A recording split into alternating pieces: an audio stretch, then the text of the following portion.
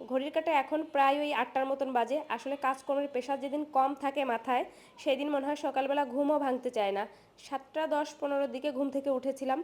জবা ফুল গাছটা কেটে দিয়েছিলাম গত বছর ফাঙ্গাস লাগার কারণে একদম গোড়া থেকে। ভেবেছিলাম তুলেই ফেলবো, তো না তুলে কেটে দিয়েছিলাম। এই বছরও গাছটা খুব সুন্দর হওয়ার পর আবার দেখলাম সেই এক অবস্থা, ফাঙ্গাস লেগে গেছে। এখন তো গাছ আবার নষ্ট হয়ে যাবে। তন্নাশোনা মাত্রই ঘুম থেকে উঠলো। প্রায় প্রতিদিনই বলা যায়, আমি পূজা দেওয়ার পরে যখন প্রসাদ তুলতে যাব সেই আগে যায়, বলে আমি যাব দাঁড়াও। আজকে খুব সকাল সকালে বের হয়ে যাব, সারাদিনই বাইরে থাকবো, একটু সকাল সকাল উঠলেই ভালো হতো। যাই হোক, কি আর করা, দেরি যেহেতু হয়েই গেছে। তো এসে 3 চুলায় রান্নাবান্না বসিয়ে দিয়েছি। গ্যাস দেখলাম একদমই লো। প্রথমে চা করে নিলাম, আবার ভাতটা ইলেকট্রিক চুলায় বসিয়ে দিলাম যাতে তাড়াতাড়ি হয়ে যায়।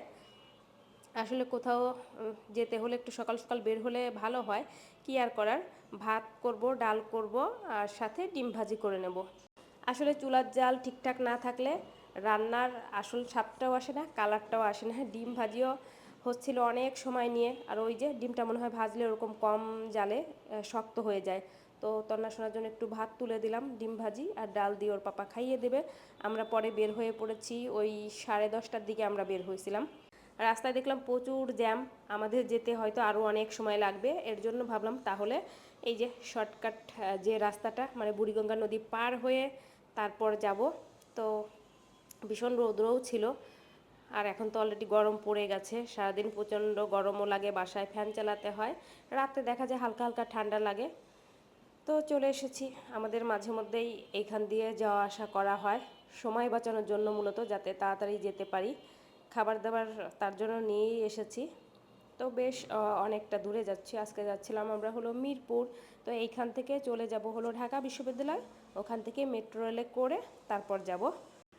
দুঃখের বিষয় হলো এই পর্যন্ত যে কয়েকটা দিন মেট্রো রেলে করে যাওয়া আসা করেছি, একটা দিনও সিট পাইনি। জানি না আজকে পাবো কি না, হয়তো না। প্রচণ্ড ভিড় থাকে যেদিনই যাই। তো চলুন, তন্নাশোনা সে ভীষণ বসতে চায়, অবশেষে একটু বসতে পেরেছিলাম, ওই 10-5 মিনিট আর কি। তো তারপর বাসায় চলে আসি। বাসায় আসতে আসতে আমাদের বেজে যায় রাত প্রায় 7:30টার মতন। তো রাত্রে তো একটু রান্নাবান্না করতে হবে। সকালে তো এই শুধু ডাল করে একটু ভাত করে চলে গিয়েছিলাম। এখন শরীর ভীষণ ক্লান্ত, রান্না করার মতো কোনো এনার্জি নেই, তারপরেও রান্না করতে হচ্ছে। কি আর করার। তো ভাবছি শুধু একটা মাছের ঝোল করব। মাছ বের করে পরিষ্কার করে ধুয়ে নিয়েছি, আলু দিয়ে একদম কাঁচামরিচ দিয়ে পাতলা একটা ঝোল, যাতে আলাদা করে রান্নাবান্না করতে আর না হয় তন্না শোনার জন্য। চলুন বসিয়ে দেই, তারপর খাওয়া দাওয়া করে একটু ঘুম দেব। জীবনের প্রয়োজনে অনেক সময় অনেক কিছু করতে হয়, অনেক সময় অনেক জায়গায় ছুটে যেতেই হয়, ভালো কিছুর জন্য তো একটু কষ্ট করতেই হয়। নেক্সট কোনো একদিন হয়তো আপনাদের সাথে শেয়ার করব।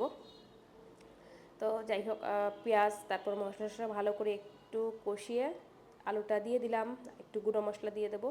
ভাত বসিয়ে দিয়েছি, মানে ভাত আর করে নিলাম মাছের একটা ঝোল। এই হলো রান্না।